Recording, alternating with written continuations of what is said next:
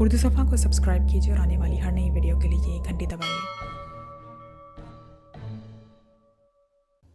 चौधरी की बात खत्म हुई तो मैंने पूछा वो संदूक किस साइज और मटेरियल का था। वो अंदाज़ा लगाने वाले अंदाज में सोचकर बोला, जहाँ तक मुझे याद पड़ता है इस संदूक की लंबाई 2.5 फुट, चौड़ाई 1.5 फुट और गहराई 8-9 इंच थी।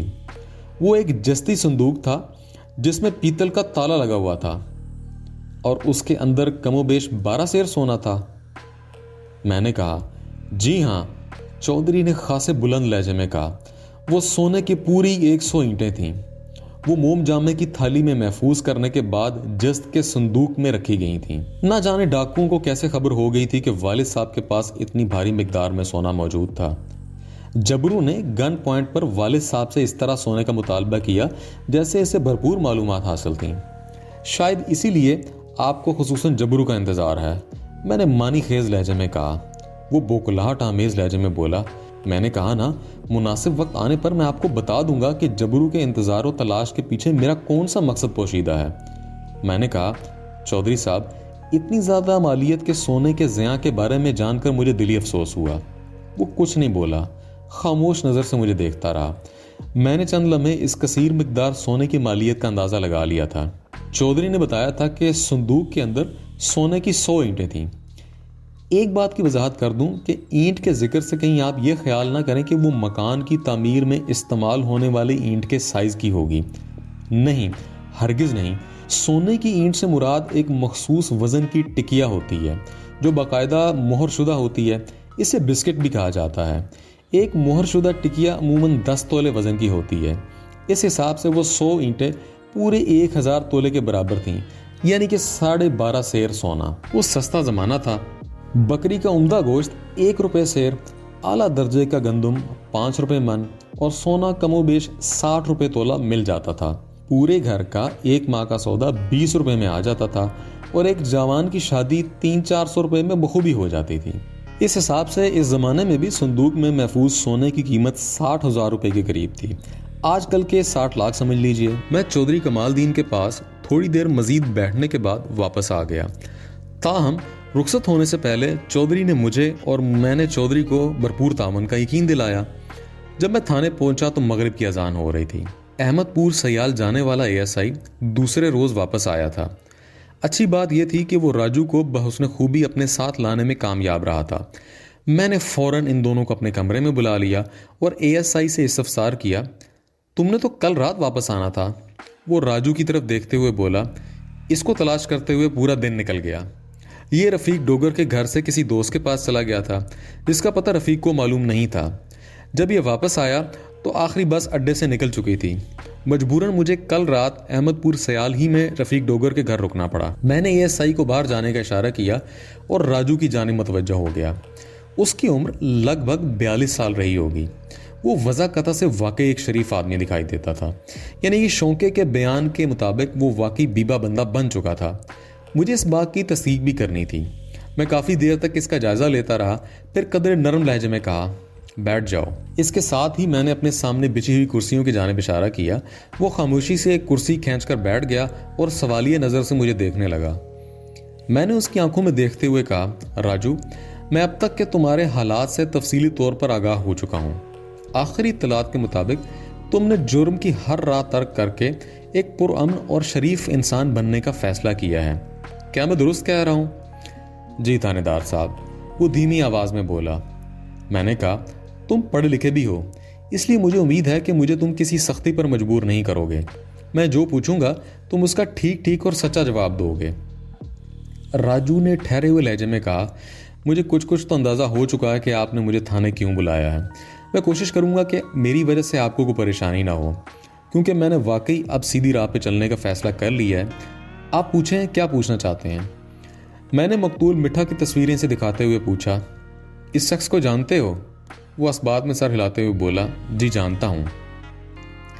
1 माह पहले ये तुमसे मिलने कोट शाकिर आया था, मैंने कहा, और इसके साथ एक और शख्स भी था। वो तस्दीकी अंदाज में बोला, इसका नाम अब्दुर्रहमान उर्फ मिठा है।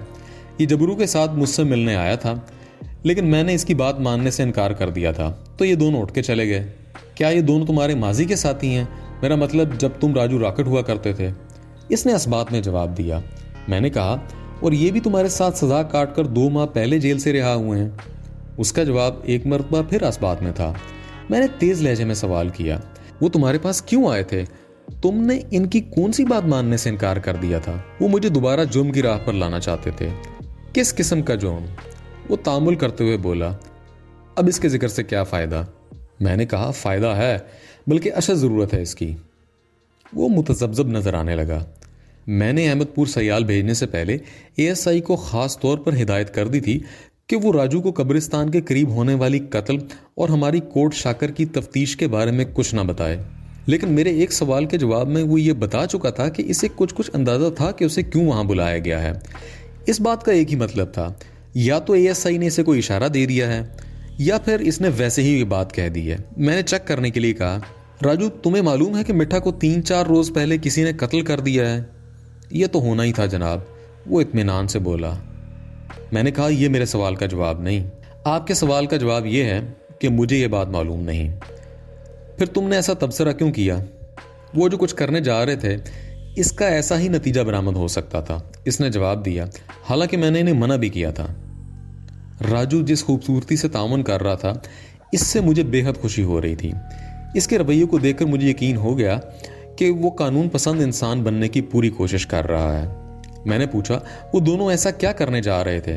اس راہ کی مسافرت جہاں ان میں سے کوئی بھی ایک دوسرے کی جان لے سکتا تھا۔ راجو نے ٹھہرے ہوئے لہجے میں جواب دیا، لالچ، ہوس اور تباہی کی مسافرت۔ میں نے پوچھا تمہاری بات سے تو یہ ظاہر ہوتا ہے کہ مٹھا کو جبرو نے قتل کیا ہوگا۔ یہ میرا تجزیہ ہے، وہ محتاط لہجے میں بولا۔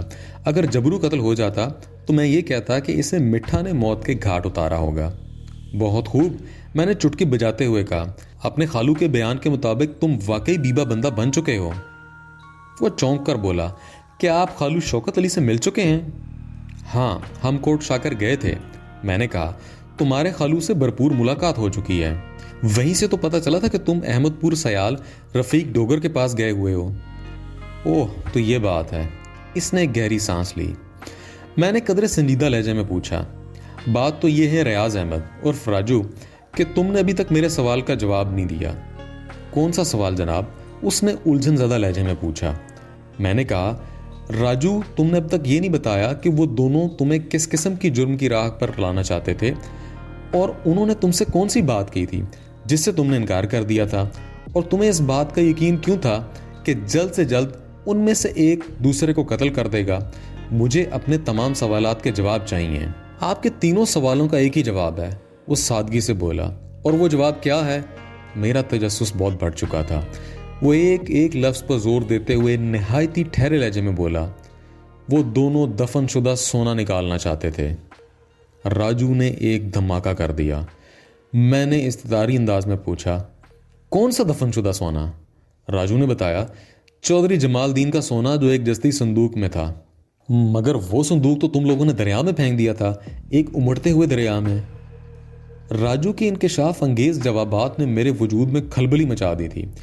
وقت ایک دم اچھل کر 20-22 سال پیچھے چلا گیا تھا۔ راجو نے میرے سوال کے جواب میں بتایا، ملک صاحب دریا میں صندوق پھینکنے والی کہانی تو ہم نے پولیس کے لیے گھڑی تھی، جس پر آخری وقت تک ہم قائم رہے تھے۔ تو اس کا مطلب ہے تم لوگوں نے وہ صندوق دریا میں پھینکنے کی بجائے کہیں دفن کر دیا تھا؟ میں نے اس کے چہرے پر نگاہ جماتے ہوئے پوچھا، مجھے اس واقعے کی تفصیل بتاؤ۔ وہ بولا، چودھری جمال دین کی حویلی میں زبردست فائرنگ ہوئی تھی۔ ہم وہاں گئے تو رخسانہ کو اٹھانے تھے، مگر جبرو نے سارا کام خراب کر دیا۔ اگر ہم رخسانہ کو اپنے ساتھ لے کر آ جاتے تو کوئی ہماری گرد کو بھی نہیں پا سکتا تھا، مگر وہاں جا کر یہ راز کھلا کہ جبرو ایک خاص مقصد سے ہمارے ساتھ آیا تھا۔ اس نے کہیں سے چودھری کے سونے والے ذخیرے کے بارے میں سن رکھا تھا۔ وہ رخسانہ کو بھول کر چودھری سے 16 نکلوانے کے چکر میں لگ گیا۔ اسے اپنے مقصد میں کامیابی تو ہو گئی، تاہم اسی دوران حویلی میں پولیس کے آدمیوں سے ہماری مڑ بھیڑ ہو گئی، جس کے نتیجے میں 2 طرفہ فائرنگ ہونے لگی۔ اس مداخلت میں رخسانہ کا بھائی چودھری کمال دین پیش تھا اور ہمارے فرار کی راہ میں سب سے بڑی رکاوٹ بنا ہوا تھا۔ جبرو نے اپنے بندوق کی گولی سے اس رکاوٹ کو ہٹانا چاہا تو رخسانہ میری گرفت سے پھسل کر بھائی کی حفاظت کے لیے ڈھال بن گئی۔ ڈھال کو تو کام ہی ستم اٹھانا ہوتا ہے، وہ تلواروں خنجروں کی وار سہتی ہے مگر اف نہیں کرتی۔ लेकिन रुखसाना बेचारी तो गोश्त पोस्त का वजूद थी, वो गोली का मुकाबला नहीं कर सकी। कमालदीन की तरफ आने वाली मौत रुखसाना की खोपड़ी को चीरते हुए निकल गई। वो पलक झपकने में मौत की आगोश में दायमी आसूदगी की नींद सो गई। ये एक इत्तफाकी हादसा था, इसमें जबरू की बदनीयती शामिल नहीं थी। रुखसाना के जज्बा जान निसारी ने सब कुछ मलिया मेट कर दिया था। आने वाहिद में मेरी दुनिया यूं उजड़ गई थी जैसे किसी मासूम चिड़िया का घोंसला मुँह जोर तूफान की जद में आ जाए, या किसी नन्हे से टिमटिमाते हुए चिराग को माउंट एवरेस्ट की चोटी पर रख दिया जाए। मेरे लिए सब खत्म हो गया था, सब कुछ। यहां तक पहुंचकर राजू खामोश हो गया। उसकी आंखें भीग गई थीं और आखिरी अल्फाज अदा करते हुए उसका लहजा भी गुलूगीर हो गया था। उसने मुख्तसर अल्फाज में अपनी तबाही और बर्बादी की दास्तान सुना दी थी, जिसके बाद इसके लिए कुछ भी नहीं था मगर मेरे अभी बहुत से सवालात जवाब तलब थे। मैंने इस दिले बर्बाद आशिक नाशाद की तरफ देखते हुए निहायत ही ठंडे लहजे में कहा, राजू, तुम्हारे हालात सुनकर मुझे वाकई गहरा दिली सदमा पहुंचा है। मैं तुम्हारे दुख में बराबर का शरीक हूं। मेरी आवाज़ भर्राई हुई थी। इसने एहसानमंद नज़र से मुझे देखा। मैंने कहा, इससे अनदोनाक वाक़े के बाद क्या हुआ था? वो एक गहरा सांस लेते हुए मलूल लहजे में बोला, उसके बाद वहाँ एक लम्हे के लिए भी रुकना मौत को आवाज़ देने के मुतरादिफ था। सोने वाला संदूक जबरू के कब्जे में था। हमने आने वाहिद में वहाँ से फ़रार होने में आफियत जानी, लेकिन बदकिस्मती से हमारा एक साथी सुल्तान जट शदीद ज़ख्मी होकर वहीं गिर पड़ा। हम तीनों बवक्त तमाम हवेली से निकल आए थे, ताहम हमें सुल्तान की फ़िक्र लगी हुई थी। पुलिस वाले इसकी ज़ुबान खुलवा सकते थे और बाद अज़ां हमारा ख़दशा सच साबित हुआ। सुल्तान की निशानदही पर ही पुलिस हम तक पहुंचने में कामयाब हुई थी, ताहम सुल्तान भी बाद में चल बसा था। मैंने पूछा, तो इसका मतलब ये है कि गिरफ्तारी से पहले तुम लोगों ने सोने वाले संदूक को कोट ईसा शाह के जंगलात में कहीं दफन कर दिया था? जंगलात में नहीं, बल्कि आपके गांव में। मेरे गांव में? मैं उछल पड़ा। जी हाँ, आप ही के गांव में, वो ठोस लहजे में बोला। फरार के दौरान हम रास्ता बदल कर अपने घोड़ों को दौड़ा रहे थे ताकि पुलिस हम तक ना पहुंच जाए।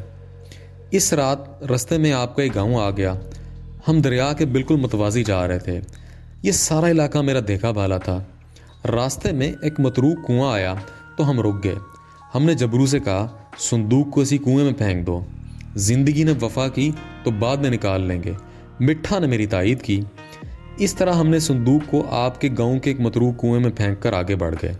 हमने संदूक को दफन नहीं किया था, बल्कि वो खुद ही दफन हो गया था। वो कैसे भाई? राजू की बात में हजम नहीं कर सका। संदूक खुद ब खुद दफन कैसे हो सकता है? वो बोला, मलिक साहब, मैं आपको बता चुका हूं कि आपके इलाके के चप्पे चप्पे से मैं वाकिफ था। ये बात मैं अच्छी तरह जानता था कि मज़कूरा कुएं का पानी सूख चुका है और लोग उसे कचरा दान के तौर पर इस्तेमाल करते हैं। मुझे उम्मीद थी कि वो संदूक वहाँ इंतहाई महफूज रहेगा, मगर यह भी तो हो सकता था कि वो संदूक किसी की नज़र में आ जाए। मैंने एक नुक्ता उठाया। जस्त एक ऐसी धात है जिसकी चमक दूर ही से नज़र आ जाती है। वो बोला, इस बात का इम्कान ना होने के बराबर था, क्योंकि कचरा वगैरह फेंकते हुए कोई कुएं के अंदर नहीं झांकता। फिर हमारे पास मुश्किल वक्त में और कोई चारा भी नहीं था। इसका मतलब है वो संदूक अब भी हमारे इसी गांव में दफन है। मैंने अंदरूनी जोश को दबाते हुए कहा, क्या तुम उसकी निशानदही कर सकते हो? मेरा मतलब है, मैंने तो इस गांव में कोई मतरूक कुआं नहीं देखा। अब वो वाकई आपको नजर नहीं आएगा, क्योंकि बरसों पहले वो मिट चुका था। अब तो वो जगह कब्रिस्तान की हुदूद में शामिल हो चुकी है। मैं एकदम अपनी कुर्सी से उठ खड़ा हुआ। राजू ने ऐसी बात कर दी थी कि मैं इत्मीनान से कुर्सी के अंदर मौजूद रह ही नहीं सकता था। सेकंड के हजारों हिस्से में करमू गोरकन और उसकी परेशानी मेरी आंखों के सामने घूम गई। कब्रिस्तान के एक हिस्से में 10 फुट कतर के नीम दायरे में खुदाई, बकौल करमू किसी भूत की कब्रिस्तान में खुफिया सरगर्मियाँ, और आखिर में कब्रिस्तान के बाहर नामालूम मकतूल की लाश। इस वक्त मेरा ज़हन नहायत तेज़ रफ्तारी से काम कर रहा था। मुझे ये तमाम वाक़यात एक ही सिलसिले की कड़ियाँ नज़र आ रहे थे। नीम गोलाई में खुदाई की कोशिश ज़ाहिर करती है कि वो मतरूक कुआं इसी मकाम पर मौजूद रहा होगा। 10 फुट का नीम दायरा कुएं के दहाने की निशानदही कर रहा था, लेकिन राजू को ये कैसे मालूम हुआ कि 20-22 साल जिस मतरूक कुएं में उन्होंने सोने से भरा संदूक फेंका था, वो कुआं लोगों के फेंके हुए कचरे ने पाट दिया है और ये ज़मीन अब कब्रिस्तान की हदूद में शामिल हो चुकी है। ये सवाल ज़हन में आते ही मैं दोबारा कुर्सी पर बैठ गया और इस सिलसिले में राजू से इस्तफसार किया। पूरी बात सुनने के बाद उसने जवाब दिया, मलिक साहब, 1 माह पहले जब मिठा और जबरू मुझसे मिलने कोट शाकर आए थे तो उन्होंने कुएं की तलाश और खुदाई का इरादा जाहिर किया। मैंने इनका साथ देने से साफ इनकार कर दिया था। एक तो वजह थी कि मुझे सोने में कोई दिलचस्पी नहीं थी, जिसकी फितना अंगेज़ी ने मुझसे मेरी रुखसाना छीन ली, और दूसरा ये कि मैं इन दोनों के साथ मिलकर किसी दूसरी मुसीबत में गिरफ्तार नहीं होना चाहता था। मैंने अपने लिए जिस राह का इंतखाब कर लिया था वहाँ इस किस्म की सरगर्मियों की कोई गुंजाइश नहीं थी। मेरे चटे इनकार पर वो मुदास हो गए। उन्होंने दरख्वास्त की कि मैं सिर्फ उस जगह की निशानदही कर दूं जहां कहीं वो मतरूक कुआं पाया जाता था। ये बात भी उन्होंने मुझे ही बताई थी कि वहां अब खेतों में किसी कुएं के आसार दिखाई नहीं देते। मैं चूंकि इस इलाके से अच्छी तरह वाकिफ था, इसलिए मैंने इनकी आखिरी दरख्वास्त पर गौर करते हुए इनकी इतनी मदद करने का फैसला किया कि मतरूक कुएं के मकाम तक इनकी रहनुमाई करूं। तभी मुझे पता चला कि वो ज़मीन अब कब्रिस्तान की हदूद में शामिल है। एक लम्हे को रुककर राजू ने इजाफा किया, मैंने इसलिए भी इनकी मदद की थी कि मुझे खदशा था कि मेरे बिल्कुल ही इनकार और अदम ताउन के नतीजे में वो कहीं मेरी पुरअमन और सीधी ज़िंदगी में कोई जहर ना घोल दें। इन जैसे ख़तरनाक लोगों से कुछ भी بعید नहीं। तुमने अपनी ज़िंदगी को तलखियों से बचाने के लिए जबरू और मिठा को कुएं के असल मकाम से आगाह कर दिया? मैंने मानी खेज लहजे में कहा, जी हाँ, इसके लिए मुझे थोड़ी सी मेहनत करना पड़ी, ताहम वो काम मैंने कर डाला, राजू ने जवाब दिया। इसके बाद मैं इस मामले से अलग हो गया। क्या तुम वो जगह मुझे दिखा सकते हो? मैंने पूछा। क्यों नहीं जनाब, वो उठते हुए बोला, आप अभी मेरे साथ चलें, मगर उन्होंने खुदाई शुरू कर दी है तो वो जगह दूर से ही नजर आ जाएगी। मैंने इसे खुदाई वाले मामले से बेखबर रखते हुए पूछा, क्या ज़रूरी है कि अब संदूक वहीं दफन होगा? संदूक के वहाँ ना होने के इम्कानात सिर्फ 5% हैं, वो पुरवसूक लहजे में बोला। मुझे पूरी उम्मीद है कि वो संदूक कुएं के अंदर किसी की निगाह में नहीं आया होगा, वो दीगर कूड़े कचरे के साथ ही दफन हो गया होगा। थोड़ी देर बाद मैं राजू के साथ कब्रिस्तान के उस हिस्से में खड़ा था जहां चंद रोज कबल एक रात गोरकन करमू ने किसी भूत को पुरअसरार कार्रवाई में मसरूफ देखा था, और बाद अज़ां मैंने वहां नीम दायरे की शक्ल में ज़मीन खुदी भी देखी थी। मैं अपने साथ एक हवलदार और 4 कांस्टेबल्स को भी साथ ले आया था। मैंने राजू से इस्तफसार किया, क्या तुम्हें यकीन है कि तुम बिल्कुल ठीक निशानदही कर रहे हो? इसने इस बात में जवाब दिया, मगर हैरत अमेज लहजे में पूछा, पता नहीं उन्होंने खुदाई का काम शुरू किया भी होगा या नहीं। मैं तो 1 हफ्ता पहले ही इन्हें यह जगह दिखा चुका था। मैं चूंकि इस खुदी हुई जगह को हमवार कर चुका था, इसलिए राजू अब भी उलझ रहा था। मिठा और राजू अगरचे 1 माह पहले राजू से मिलने कोट शाकर गए थे, ताहम राजू ने मतलूबा मकाम की निशानदही 8-10 रोज पहले ही की थी, यानी गोरकन करमू के वावेला मचाने से 2-3 रोज पहले। ये बात थाने में राजू मुझे बता चुका था और यहां भी यही दोहरा रहा था। मैंने कहा, राजू खुदाई का काम हम खुद करेंगे। राजू बोला, लगता है खुदाई से पहले उनमें किसी बात पर झगड़ा हो गया था, जिसके नतीजे में जबरू ने मिठा को ख़त्म कर दिया और खुद फरार हो गया। तुम्हारे ख्याल में वजन है राजू, मैंने कहा, लेकिन जबरू ज़्यादा अरसे तक मंजर से ओझल नहीं रह सकता। वो सोने की इतनी भारी मिकदार को फरामोश नहीं कर सकता। वो दोबारा किस्मत आजमाई के लिए इधर का रुख ज़रूर करेगा। शायद वो इस बात का इंतज़ार कर रहा होगा कि मिठा के कत्ल का मामला कुछ ठंडा पड़ जाए और आप इससे पहले ही खुदाई का काम निपटाना चाहते हैं। बिल्कुल, मैंने कतईयत से कहा। मुझे ना सिर्फ ये काम पाया तकमील को पहुंचाना है, बल्कि मिठा के कत्ल के सिलसिले में जबरू को गिरफ्तार भी करना है, क्योंकि यह वारदात मेरे थाने की हदूद में हुई है और अब तक के हालात जबरू ही को कातिल बना रहे हैं। इसी असना में करमू भी वहां पहुंच गया और हमें वहां देखकर परेशान हो गया। उलझे हुए लहजे में उसने पूछा, मलिक साहब, खैरियत तो है ना? खैरियत नहीं है करमू, मैंने कहा। तुम जल्दी से जाकर कब्र खोदने वाले तमाम औजार ले आओ। किसकी कब्र खोदनी है जनाब? शाहभूत की, मैंने कहा। वही जो 10 फुट मोटा गोल मटोल है। तुमने खुद ही तो उसके बारे में मुझे बताया था कि उसकी मैयत को उसके साथ ही दफन करना चाहते हैं। मैंने सोचा ये कार खैर हम इंसान क्यों ना कर डालें। आप मजाक तो नहीं कर रहे मलिक साहब? बिल्कुल नहीं, तुम अपने औजार ले आओ। करमू हैरान परेशान अपने घर की जानिब चला गया और थोड़ी देर बाद चंद कुदालें, बेलचे, फावड़े और दीगर सामान ले आया। मैंने करमू समेत تمام پولیس والوں کو مخصوص مقام کی کھدائی پر لگا دیا۔ 1.5 فٹ مٹی نکالنے کے بعد کنویں کی ٹوٹی پھوٹی دیوار نمودار ہونا شروع ہو گئی۔ راجو فوراً بول اٹھا، اس کی آواز میں لرزش نمایاں تھی۔ میرا اندازہ بالکل درست ثابت ہو گیا ملک صاحب، حیرت انگیز پر درست، میں نے سراہنے والے انداز میں کہا۔ وہ دونوں ہاتھ ملاتے ہوئے بولا، اب تو آپ مجھے اجازت دیں، صندوق کی بازیابی نہیں دیکھو گے؟ مجھے اس معاملے میں بالکل کوئی دلچسپی نہیں۔ مجھے تو گہری دلچسپی ہے، میں نے معنی خیز لہجے میں کہا۔ وہ بولا، آپ اپنی دلچسپی کے پیش نظر کھدائی جاری رکھیں، لیکن تمہاری یہاں موجودگی بہت ضروری ہے۔ میرا آپ کا کام؟ میں نے کہا، راجو، جب تک کھدائی کا کام مکمل نہیں ہو جاتا میں تمہیں یہاں سے جانے کی اجازت نہیں دے سکتا۔ کوئی منفی یا مثبت نتیجہ برآمد ہونے تک تم ہمارے مہمان رہو گے۔ یعنی سرکاری مہمان؟ نہیں، میرے نجی مہمان۔ وہ سمجھا نہیں، وہ الجھن کا شکار ہو گیا۔ میں نے وضاحت کرتے ہوئے کہا، تم زیر حراست نہیں ہو، لیکن تمہیں ایک خاص وقت تک میری تحویل میں رہنا ہوگا۔ تمہارا قیام تھانے کی عمارت میں ہی ہوگا، لیکن تمہارے ساتھ بہت اچھا برتاؤ کیا جائے گا، اور یہ بات تھانے سے باہر کسی کو معلوم نہیں ہوگی کہ تم ہماری حفاظت میں ہو۔ ایک لمحے کو رک کر میں نے اضافہ کیا، میں اس پیش بندی پر تمہاری حفاظت کا پہلو بھی پوشیدہ ہے۔ لیکن میری خالہ اور خالو، میں نے اس کی بات کو کاٹتے ہوئے کہا، ان کو تمہاری خیریت کی اطلاع دے دی جائے گی، یہ میری ذمہ داری ہے، تم بے فکر ہو جاؤ۔ ہمارے درمیان یہ گفتگو اس وقت تنہائی میں ہو رہی تھی۔ ہم کھدائی کے مقام سے ذرا ہٹ کر کھڑے ہو گئے تھے۔ میں نے حوالدار کو اپنے پاس بلایا اور کہا، تم راجو کو تھانے لے جاؤ اور اس کے آرام کا پورا خیال کرو، میں تھوڑی دیر میں آتا ہوں۔ حوالدار راجو کو لے کر جانے لگا تو میں نے اسے تاکید کی، راجو کی تھانے میں موجودگی کسی پر ظاہر نہیں ہونی چاہیے، اور تھانے سے ایک ASI اور 2-4 سپاہی مزید بھیج دو۔ حوالدار کے جانے کے آدھے گھنٹے بعد میرا مطلوبہ ASI اور مزید کانسٹیبلز قبرستان میں موجود تھے۔ میں نے ASI کو ضروری ہدایت دینے کے بعد کوٹ شاکر روانہ کر دیا تاکہ شوقے اور ظہورہ کو راجو کے بارے میں کوئی پریشانی نہ ہو۔ اس کے بعد میں نے ان سپاہیوں کو بھی کھدائی کے کام پہ لگا دیا۔ اس روز شام ہونے تک متروک اور مدفن کنویں میں تقریباً 6 فٹ کی کھدائی ہو چکی تھی۔ یہ ایسی خبر نہیں تھی جو زیادہ دیر چھپی رہ سکتی۔ شام کے وقت اس گاؤں کا چودھری رانا ظفر علی خان بنفس نفیس موجود تھا۔ اس کے ساتھ 10-15 ہواری بھی تھے۔ ملک صاحب، سنا ہے کہ قبرستان میں کوئی خزانہ نکل آیا ہے؟ چودھری نے آتے ہی یہ سوال کر دیا۔ یہ کیا چکر ہے جناب، مجھے بھی تو کچھ بتائیں۔ چکر کوئی نہیں ہے چودھری صاحب، میں نے اسے ٹالنا چاہا مگر وہ کہاں ٹلنے والا تھا، ہاتھ دھو کر میرے پیچھے پڑ گیا۔ مجبوراً مجھے اس کو مختصراً ماضی کے اس واقعے کے بارے میں بتانا پڑا۔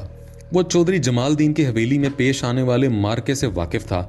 پوری بات سننے کے بعد رانا ظفر نے اپنے تعاون کا یقین دلایا اور اپنے ایک چمچے کو حکم دیا، کل زیادہ سے زیادہ بندے کھدائی کا کام مکمل کر لیا جائے۔ چودھری نے اس کنویں کی گہرائی 30 سے 40 فٹ تک بتائی تھی۔ دوسرے روز پولیس کی نگرانی میں درجن بھر افراد نے دوبارہ کھدائی کا کام شروع کیا۔ دوپہر تک کھدائی 15 فٹ ہو چکی تھی۔ مزید کھدائی کا کام جاری تھا کہ چودھری کمال دین کی آمد کی خبر مجھ تک پہنچی۔ شاید اس کے کسی بھائی خواہ نے اس تک کنویں کی کھدائی کی اطلاع پہنچا دی تھی۔ میں نے تو رانا ظفر کو ہی سونے کے صندوق کے بارے میں بتایا تھا۔ ممکن ہے اس کے وفاداروں ہی میں چودھری کمال دین کا بھی کوئی آدمی ہو اور یہ راز اسی نے کمال دین تک پہنچایا ہو۔ بہرحال وہ صندوق کمال دین کی باپ کی ملکیت تھا اور اس کی وفات کے بعد جمال دین ہی اس کا حقدار تھا، اس لیے کمال دین کو اس معاملے سے الگ نہیں کیا جا سکتا تھا۔ تاہم ہر معاملے سے پہلے قانونی تقاضے پورے کرنا ضروری ہوتے ہیں۔ نصف درجن چاکو چوبند پولیس اہلکاروں کی کڑی نگرانی میں کھدائی کا کام جاری تھا۔ عام لوگوں کو وقوع کے نزدیک جانے کی اجازت نہیں تھی۔ وہاں 50-60 افراد کا جھمگٹا لگ گیا تھا جو ایک مخصوص فاصلے سے یہ کارروائی دیکھ رہے تھے۔ کھدائی کرنے والے مزدوروں کے ہاتھ تیز رفتاری سے چل رہے تھے۔ چودھری رانا ظفر علی خان نے مہمان چودھری کمال دین اور اس کے ساتھ آنے والوں کا خوش دلی سے خیر مقدم کیا تھا۔ کمال دین کے ساتھی بھی ایک مخصوص فاصلے پر دوسرے تماشائیوں کے ساتھ موجود تھے۔ تاہم رانا ظفر نے مہمان چودھری، میرے اور اپنے لیے چند کرسیاں منگوا لی تھیں اور ہم تینوں کھدائی کے مقام کے نزدیک ہی ایک شیشم کے درخت کے نیچے بیٹھے تھے۔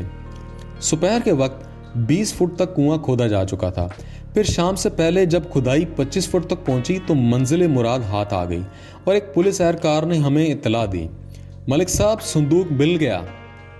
ہم تینوں بیک وقت اٹھ کھڑے ہوئے۔ چودھری کمال دین نے اضطراری انداز میں کہا، کہاں ہے وہ ہمارا سونے والا صندوق؟ ہاں بھئی، کہاں ہے وہ صندوق؟ رانا ظفر علی بولا۔ میں نے کہا، چودھری صاحبان آپ بھی کمال کرتے ہیں، कांस्टेबल ने संदूक की बरामदगी की इतला दी है। वो संदूक अपने साथ तो नहीं लेकर आया जो आप उससे इस किस्म के सवाल कर रहे हैं। एक लम्हे के तवक्कुफ के बाद मैंने कहा, आइए वहीं चल कर देखते हैं। वो मेरी तकलीद में ऐन कुएं के मुंह तक पहुंच गए। उस वक्त कुएं के अंदर से 2 मजदूर जस्ती संदूक के साथ बरामद हुए। संदूक पर नजर पड़ते ही चौधरी कमालदीन चिल्ला उठा, यही है वो संदूक, बिल्कुल यही है। इस जस्ती संदूक की हालत खासी अबतर हो रही थी। वो कई जगहों से पिचक चुका था, ताहम इसकी कुंडी में बदस्तूर ताला मौजूद था। चौधरी कमालदीन ने अपनी जेब में से कुछ बरामद करते हुए कहा, यह देखें संदूक की चाबी। सब ने इसकी तरफ देखा। इसके हाथ में एक छोटी सी पीतल की चाबी मौजूद थी। वो कह रहा था, यह चाबी अब्बा जी ने पूरी जिंदगी संभाल कर रखी थी। इन्हें पूरा यकीन था कि एक ना एक दिन यह संदूक हमें जरूर मिल जाएगा। अपनी वफात से एक दिन पहले उन्होंने ये चाबी मेरे हवाले कर दी थी। मुझे उम्मीद तो नहीं थी कि अब एक तवील अरसा गुजर जाने के बाद मैं संदूक की शक्ल भी देख सकूंगा, ताहम मैंने चाबी हिफाजत से एक जगह रख ली थी और आज ये काम कर रही है। फिर वो चाबी मेरी जानिब बढ़ाते हुए बोला, मलिक साहब, यह आपका कारनामा है, आप ही अपने मुबारक हाथों से संदूक को खोलें। मैंने इसके हाथ से चाबी लेकर संदूक के ताले पर तबाह आजमाई की, लेकिन कामयाबी ना हो सकी। एक तवील मुद्दत गुजर जाने के बाद ताले में कुछ ऐसी खराबी पैदा हो गई थी कि वो खुलने का नाम ही नहीं ले रहा था। बिल आखिर मुतफिका तौर पे ये फैसला किया गया कि संदूक का ताला तोड़ दिया जाए। चुनाचे ताला तोड़कर संदूक को खोल दिया गया।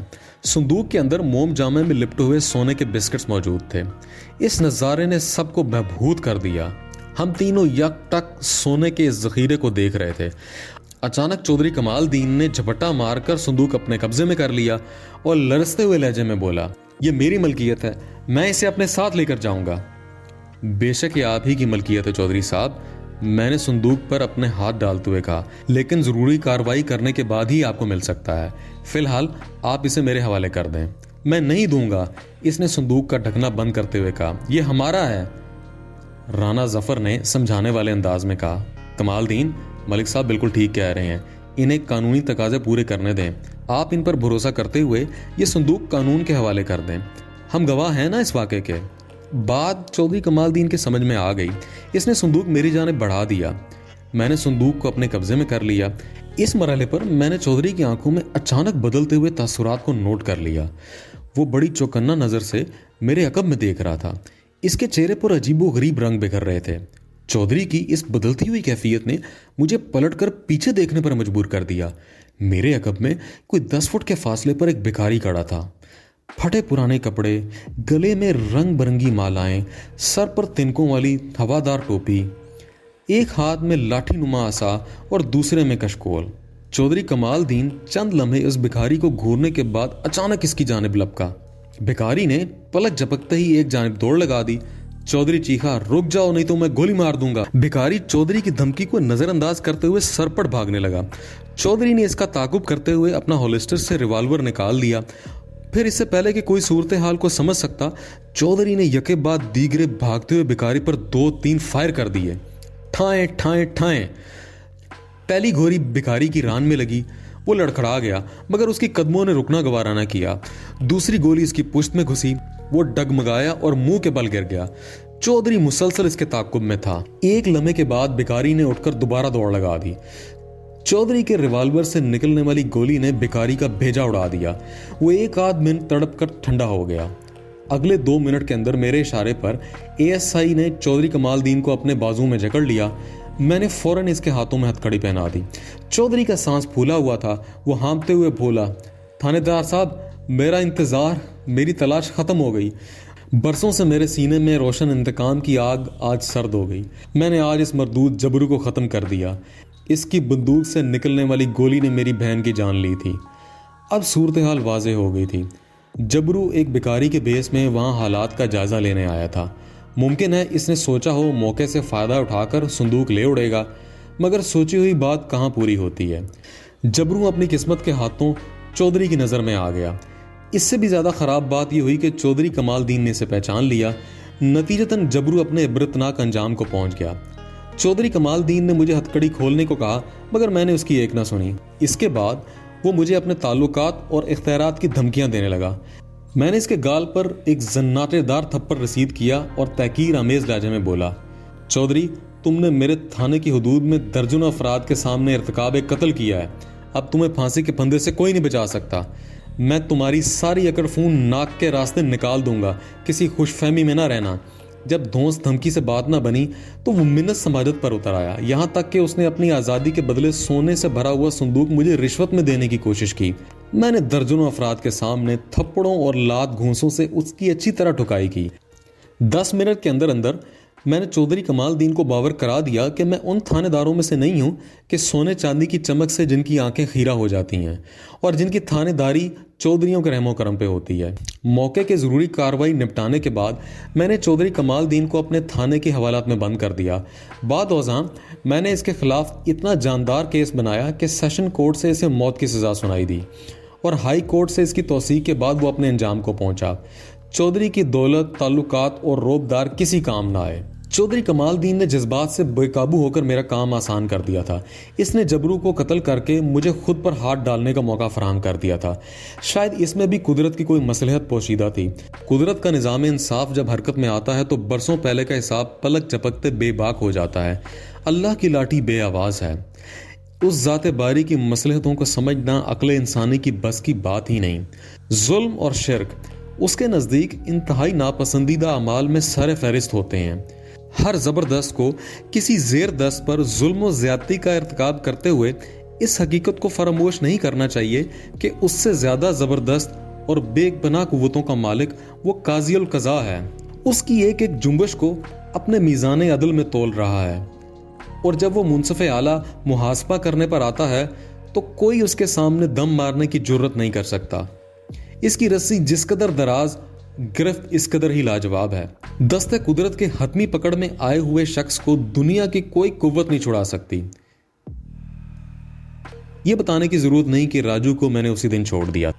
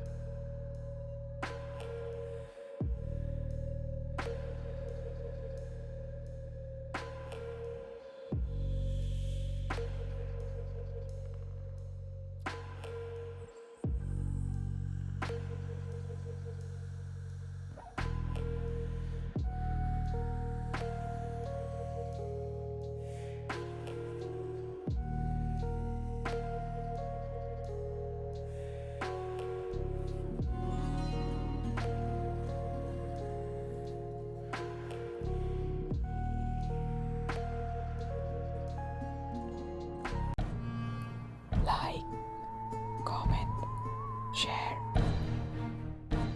press the bell icon.